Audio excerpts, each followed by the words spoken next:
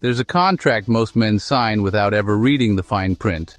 It's not written on paper, but it's as real as the calluses on a working man's hands. The contract is simple. You must provide. It doesn't care how you feel. Your value is tied to your ability to put food on the table and a roof over someone's head. This expectation is a heavy blanket, sometimes comforting, mostly suffocating. We learn to carry it in silence, believing that talking about the weight is weakness. The world sees a provider, not the strain or the worry. The process, the struggle, the exhaustion is meant to be invisible. It's a quiet burden, carried in solitude. You see it in the nod of approval for a good job, in the way society celebrates the breadwinner. We're conditioned to believe this is the highest form of masculinity, to be the rock, the one everyone depends on. But rocks don't feel. They just bear the weight until they crack. Nobody talks about what happens when the rock breaks. We're so focused on the duty of providing that we forget about the man doing the providing. He's made of flesh and blood, not stone. This isn't a complaint, it's an observation. I've seen men who work hard, who build our cities and keep the lights on. They are the backbone of our country, bound by this unspoken contract. They do it because they believe it's what they're supposed to do, for their families, for their pride. But what is the cost of this silence? What's the price of a definition of manhood that's so narrow, so demanding, and so unforgiving? We rarely ask, we rarely answer. But the cost is there, paid every day in quiet moments no one else sees. It starts early.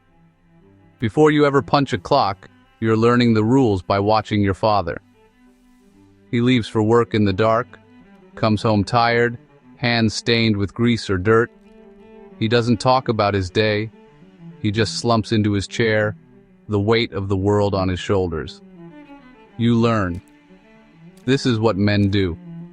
They fight their battles in private and bring home the spoils: security, stability, a future. His exhaustion is the price of your comfort. Maybe you wanted a new bike. He picks up an extra shift. When the bike appears, you understand. His time and sweat become something tangible for you. A father's love is often expressed through sacrifice, not words. You internalize this. Your worth will be measured by what you can give, not who you are.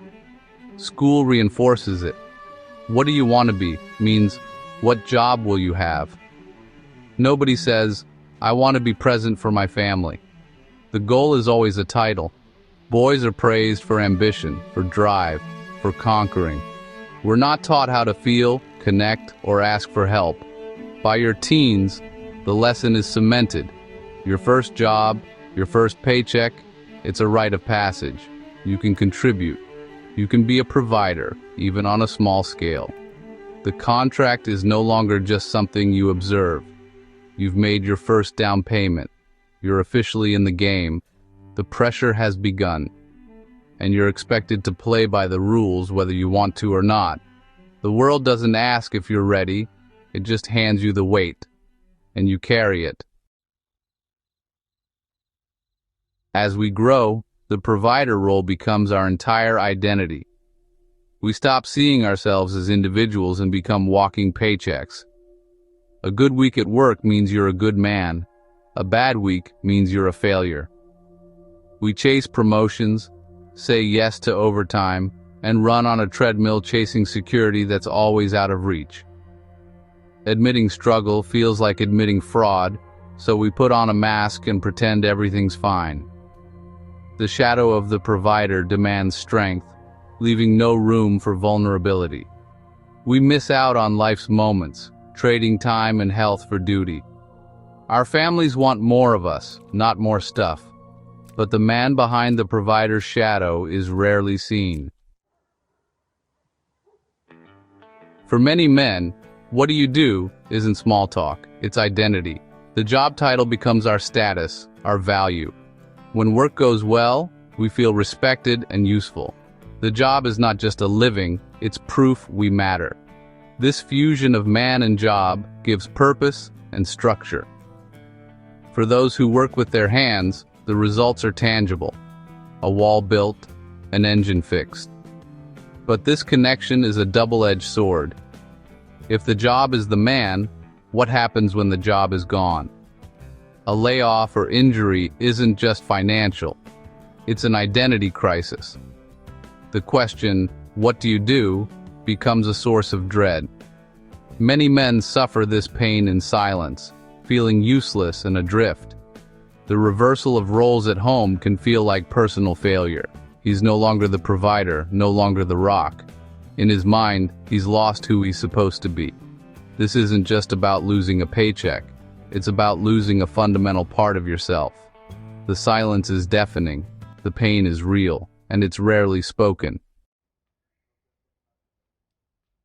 When a man's identity is built on his job, losing it is an earthquake. The routine, the purpose, the pride, gone. He feels like a burden, ashamed to face his family. Even small things, like his partner paying for groceries, sting. The loss of pride seeps into every part of life. He avoids friends, feels like an outsider, and the silence becomes a prison. Even after finding new work, the fear lingers. The trauma makes him cling tighter to his job, afraid of losing himself again. The aftershocks ripple through his life. The foundation is patched, but the cracks remain, and the fear never fully leaves. The pressure to provide isn't just mental, it's physical. Chronic stress becomes a knot in the stomach, sleepless nights, and exhaustion. The body pays, high blood pressure, weakened immunity, headaches, pain. Many men self-medicate, alcohol, fast food, pills, just to cope. These are desperate attempts to numb the grind, but they create new problems. The statistics are clear. Men die younger, often from stress-related illness. We're working ourselves to death, sacrificing our health for a paycheck. And the cost is measured in years, not dollars.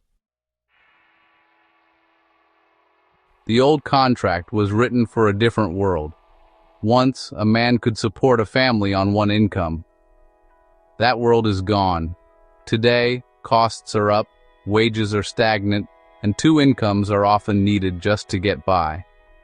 Yet the pressure on men to be the primary provider remains. Job security is a myth. Companies downsize and automate without warning. The provider role is now a marathon through shifting terrain. We're expected to be the steady rock of the past, but the world has changed. The old map is useless, but the expectations haven't shifted. This isn't about blame, it's about facing reality. The pressure is greater than ever, and pretending nothing's changed only makes it worse. The provider's struggle breeds isolation. Surrounded by loved ones, a man can still feel utterly alone. He keeps his worries secret, convinced sharing them is weakness. We build emotional fortresses, deflecting real conversation. Even with other men, we talk about everything but our fears. The silence starves our relationships of true intimacy. The provider is supposed to have the answers, not need help. So, even in a crowded room, he stands alone, waiting for rescue he's been taught never to ask for. For generations, a man's worth was measured in dollars. But it's time to count the costs that don't show up on a bank statement. Our health, our relationships, our peace of mind. True strength isn't silent suffering. It's the courage to be vulnerable, to say, "I need help." We need a world where reaching out is seen as courage, not defeat. Teach our sons a new definition of provider. Yes, financial stability matters, but so does emotional support, presence, and kindness. A man's value isn't the sum of his paychecks. It's his character, integrity, and ability to love.